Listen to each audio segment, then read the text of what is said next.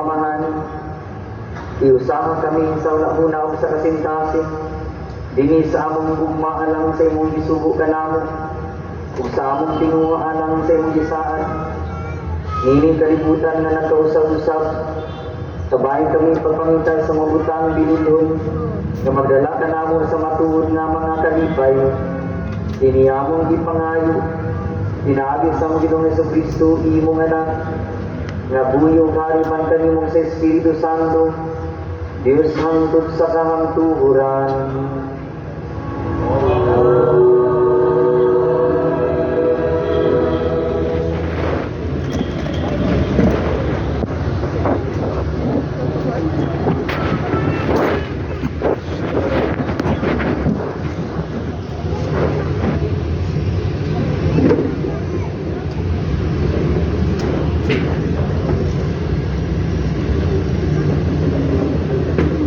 Pinudlo gikan sa basahon ni Propeta Isaías. Mao kini ang ingon sa Ginoo nga labing gamhanan. Adtoa kining pinugyanan nga atoa sa sigla nga maoy nagdumala sa palasyo sa hari ug ingna siya. Palagputon ko ikaw sa imong katungdanan ug gikan sa imong nahimutangan. Niadtong adlaw, panhion ko ang akong sulugoon nga si Eliakim, anak ni Hilkias, ug suluban ko siya sa imong bisti, ug baksan ko siya sa imong bakos, ug itugyan ko kaniya ang imong gahom, ug mahimo siyang pangulo sa mga bulokyo sa Jerusalem ug sa Huda. Ug isangon ko sa iyang abaga ang katungod sa pag-abli sa balay ni David. Siya'y moabli niini ug walay makasira. Mosira siya niini ug walay makaabli. Ibutahan ko siya sa usab ka lig-on nga dapit, daw usab ka ugsok, ug mahimo siyang garbo sa iyang banay. Ang pulong sa Ginoo.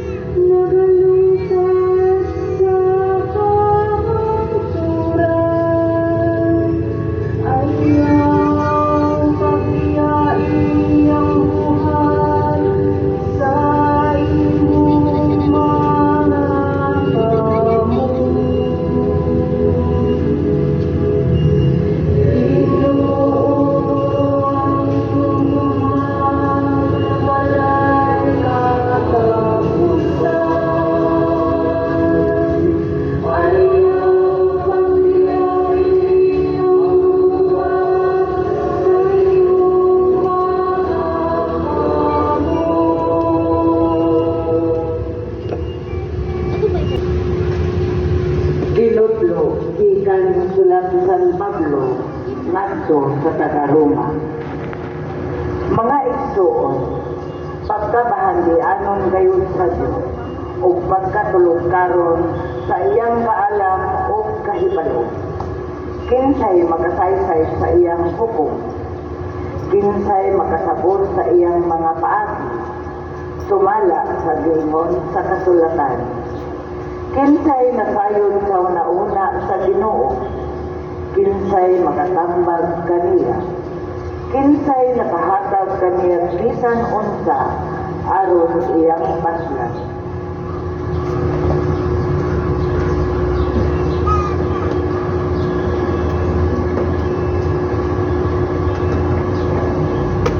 Kay siya'y nagbuhat sa tanang butang, ug nahimong maukaron ang tanang butang, pinaagid kaniya ug alam kaniya.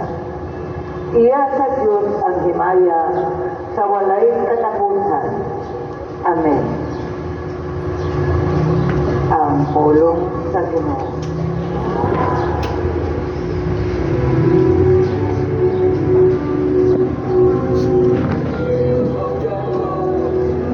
Ang Ginoo manaakan ninyo.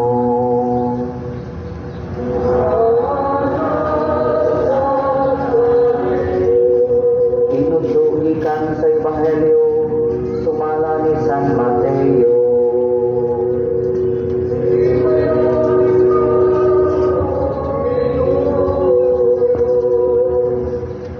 Unya niadto si Jesus sa yuta dulo sa lungsod sa Cesarea Filipo.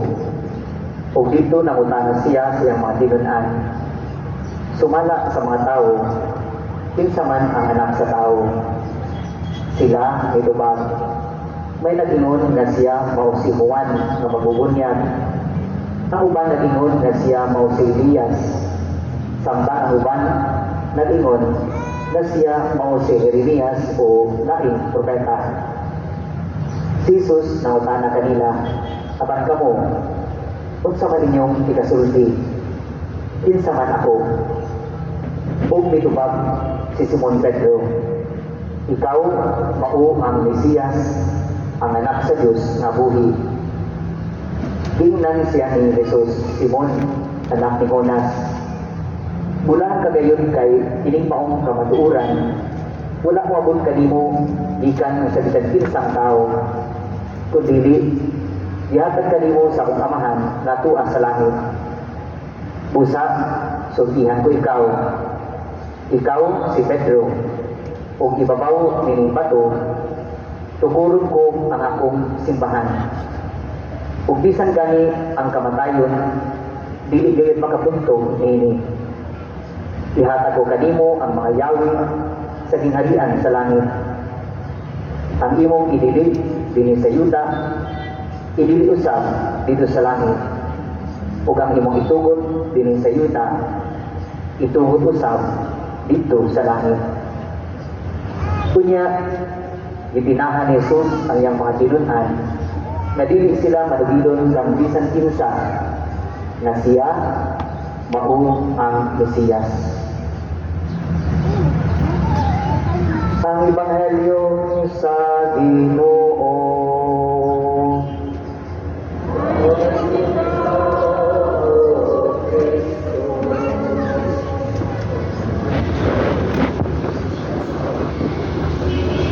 Mga Kristo na ko ng Kristo mayong buntag ng tanan.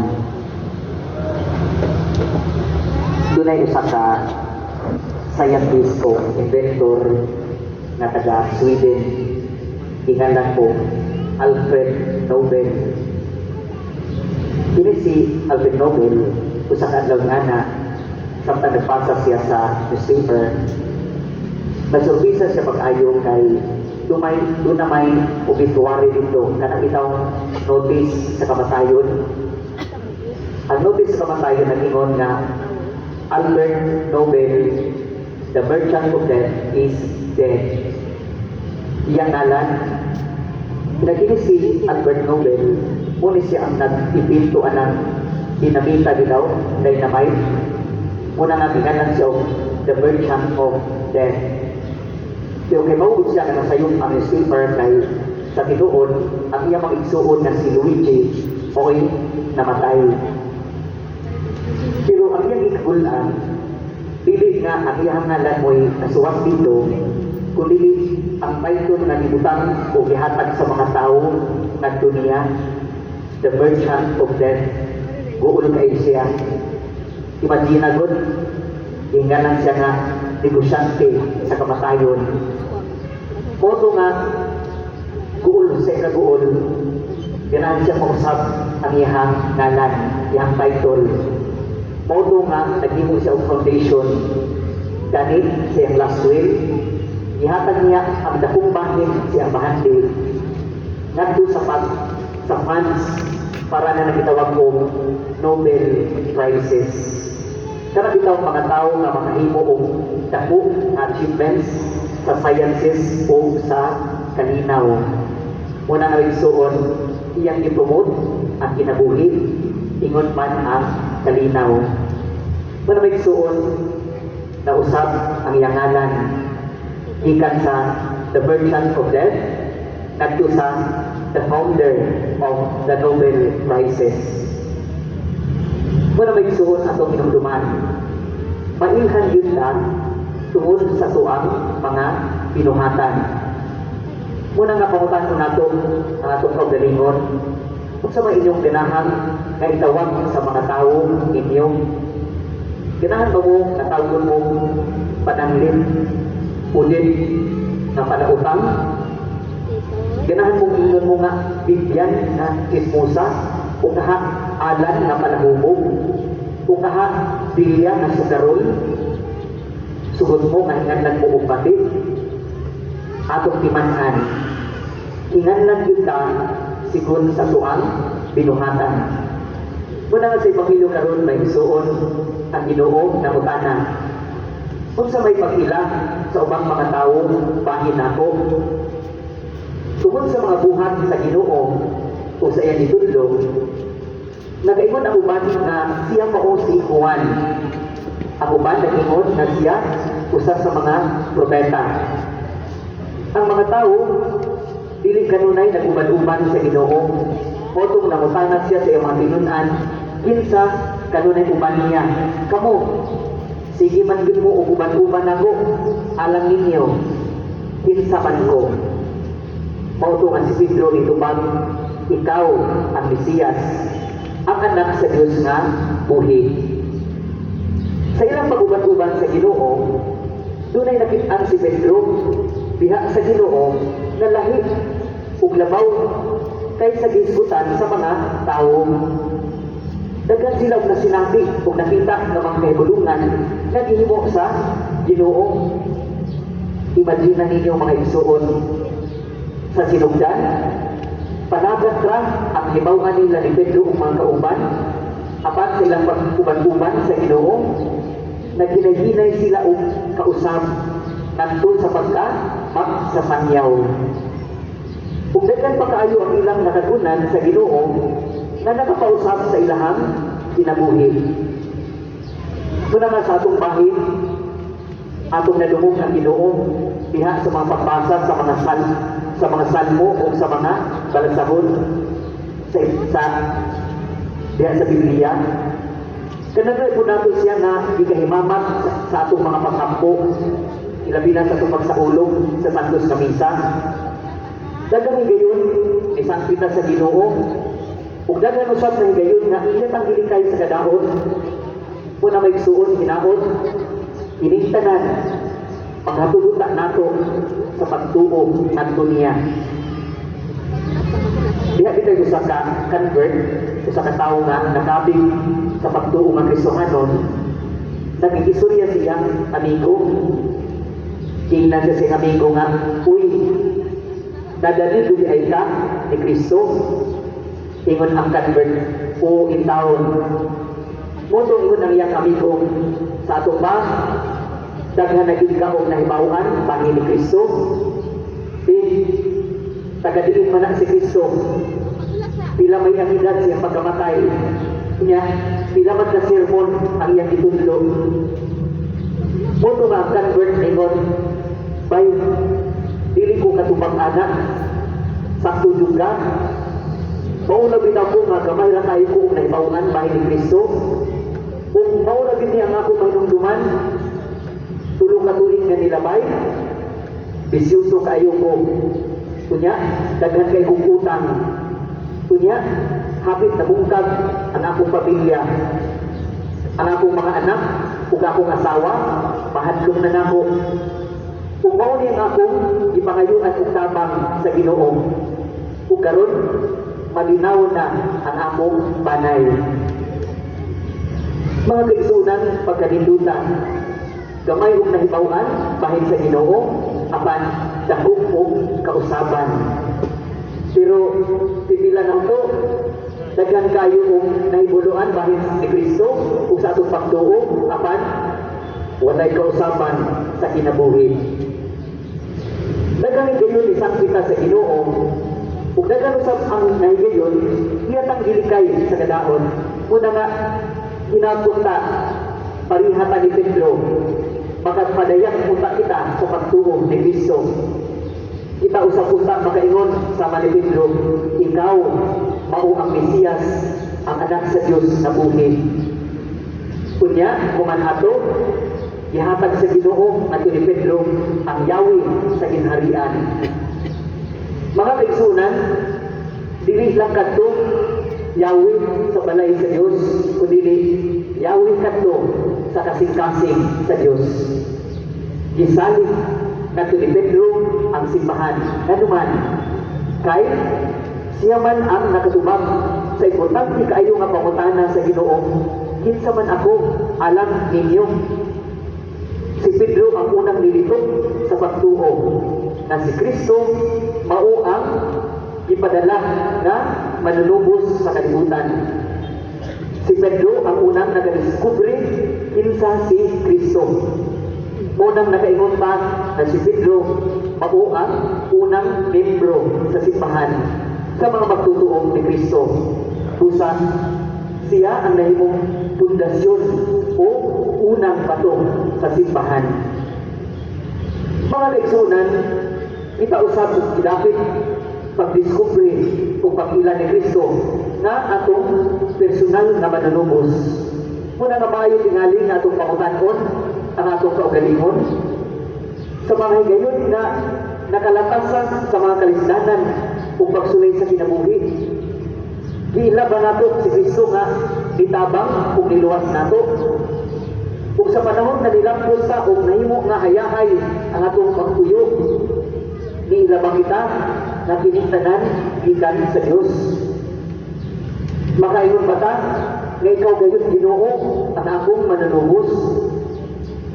Pero kung saman, kung magkalisod ka, magpakitabang ka sa Ginoo, kung bulang mo sa, moingon pa nga tungod sa akong paningkamon, diba mo yung anak man ta? Kung bright ang anak, mayon pa nga liwat na ko, kung bubog gani, usaon man, mao may gihatag sa Ginoo. Walay labot ang Ginoo. Gani ihimo ang Ginoo nga hinungdan sa atong mga kapakyasan o kalisod. Mayong tag maparihan ni Pedro mga igsuon. Makaampo kuno sa kita na kung wala ang Ginoo, wala din tayo mahimo. Ang Ginoo mao ganiya kita tungod sa grasya sa Dios. Hinaot nga makaingon kita, Ginoo, ikaw gayon ang Mesiyas. Hinaot mga igsuon nga mahimo bunta kita na dugang na bato sa dagway sa simbahan na bitugod ni Kristo.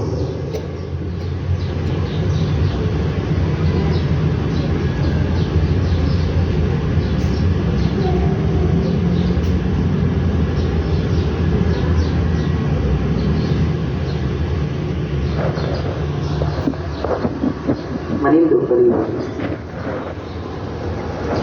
Ato karon kadayat ang atong pagtuo. Nagato ako maging sa Dios, ang amahan makagagahom sa tanan. Magbubuhat sa langit ug sa yuta. Sa tanang mga makita ug dili makita. Nagato kami sa Ginoo. Si Jesucristo ang bugtong anak sa Dios. Yan ang samahan sa lakbay katigan. Diyos ikan sa Diyos, kahayan ikan sa kahayan. Matuod nga Diyos ikan sa Diyos na matuod. Yan ang tinipinuhan, usag kinaiya samahan. Pinagdariya na nahimo ang tanan. Tugod ka natong mga tao, ugalang ka itong kaluwasan. Di kadaog siya ikan sa langit. Sa lalang sa Espiritu Santo, nahimo siya na may lawas, di ka ni Maria na ulay, kung nahimong tao. Tugod ka nato, ilansan siya sa krus, sa sugo ni Poncio Pilato. Nagangko siya, namatay o hilbong. Sa katulong adlaw na banhaw siya, ang matuman ang kasulatan. Misada siya sa langit, nagalingkod sa tuwid samahan. Mubalik siya na may mayaon, ang magugong sa mga buhi o sa mga minatay. Ug ang iyang ingharian, walay katapusan. Nagatuo kami sa Espiritu Santo, ang Ginoo, ug ang maghahatag sa kinabuhi. Nagagikan sa samahan o sa anak, dungan samahan o sa anak, isimba siya o ihimaya, ug bisulti pinaagi sa mga propeta. Nagatuo kami sa usa, santos o katoliko nga simbahan. Nagaila kami sa usa ka bunyan, alang sa kapasayloan sa mga sala. Nagapaabot kami sa pagkamanhang sa kaminatay, o sa kinabuhi sa maabot na kalibutan. Amen.